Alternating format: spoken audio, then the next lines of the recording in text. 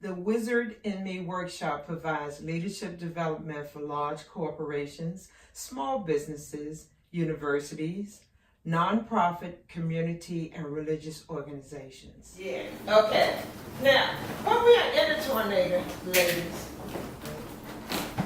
see, when you can get aligned in the middle of the tornado, see, Dorothy didn't get blown away because the house was in the eye of the tornado. Okay. She was in the eye, which meant that the outer portion of the tornado is what throws stuff all around, gets damaged. You got to take the nut and make it become what you need. You got to manifest and hold on to that solidness of that no so that you can reach your destiny. Because we have all the resources. Right here, right now.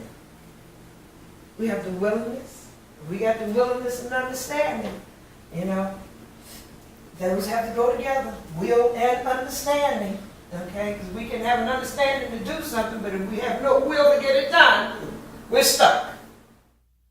Answer the call to transform yourself and your world by registering for the Wizard in Me workshop today.